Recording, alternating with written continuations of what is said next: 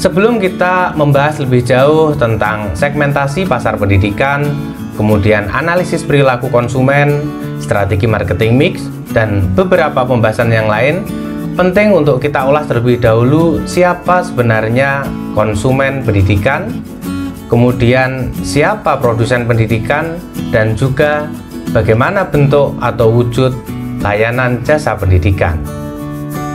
Produsen pendidikan merupakan pihak, baik itu orang ataupun lembaga, yang menyediakan layanan pendidikan kepada konsumen. Dalam konteks ini, kita akan lebih banyak mengupas produsen pendidikan dari sudut pandang kelembagaan seperti sekolah, madrasah, perguruan tinggi, pesantren, ataupun satuan pendidikan yang lain. Sedangkan konsumen pendidikan adalah pihak, baik itu individu maupun lembaga, sebagai penerima atau pengguna layanan pendidikan. Dalam konsepsi pemasaran pendidikan, konsumen pendidikan dibedakan dalam 3 kelompok, yaitu konsumen utama, konsumen sekunder, dan konsumen tersier. Lalu siapa sebenarnya yang disebut dengan konsumen pendidikan? Mari kita cermati paparan pada alur berikut ini. Produsen pendidikan akan menawarkan produk atau jasa kependidikan kepada peserta didik. Produk tersebut dapat berupa layanan proses pembelajaran atau kegiatan ekstrakurikuler, bimbingan konseling, layanan administratif, maupun layanan dalam bentuk fasilitas sarana prasarana pendidikan. Peserta didik di sini disebut sebagai pelanggan utama karena mereka yang merasakan secara langsung layanan proses pendidikan.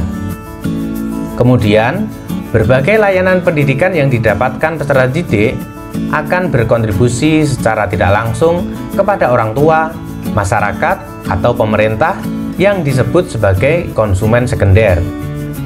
Ketika seorang anak memiliki prestasi dari hasil proses pendidikan, orang tua pun ikut bangga, mengingat merekalah yang selalu mendampingi dan juga membiayai pendidikan sang anak. Orang tua, masyarakat, dan pemerintah disebut sebagai konsumen sekunder karena mereka tidak secara langsung mendapatkan layanan jasa pendidikan, tetapi mereka mendapatkan kepuasan melalui perkembangan kapasitas peserta didik yang telah mendapatkan layanan utama dari lembaga pendidikan. Hasil dari proses pendidikan dari satuan pendidikan menghasilkan output dalam bentuk lulusan yang akan diserap oleh pengguna jasa pendidikan seperti lembaga pendidikan lanjutan atau dunia usaha dan industri. Para pengguna jasa lulusan ini disebut sebagai konsumen tersier. Kita bisa mengambil contoh, misalnya lulusan dari sebuah lembaga pendidikan yang akan melanjutkan studi, maka konsumennya adalah lembaga pendidikan lanjutan. Misalnya, lulusan dari sebuah SMP, maka konsumennya adalah lembaga pendidikan pada jenjang SMA atau madrasah aliyah atau sekolah menengah kejuruan. Dalam hal ini, maka ada perbedaan karakter lulusan yang akan melanjutkan studi dengan lulusan yang akan diserap oleh dunia usaha dan industri. Bentuk produk pendidikan yang diterima oleh konsumen tersier tentu berbeda dengan produk yang diterima oleh konsumen utama.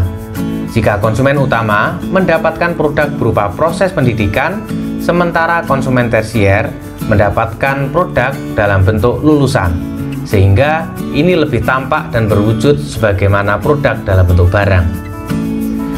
Dengan mencermati interrelasi antara produsen dan konsumen pendidikan, kita bisa menemukan bahwa bentuk produk pendidikan dibedakan dalam 2 hal, yakni dalam bentuk jasa kependidikan dan produk dalam bentuk lulusan. Sehingga strategi pemasaran pendidikan yang akan dikembangkan harus menyesuaikan dengan karakteristik produk, kondisi konsumen, dan kemampuan lembaga sebagai produsen pendidikan.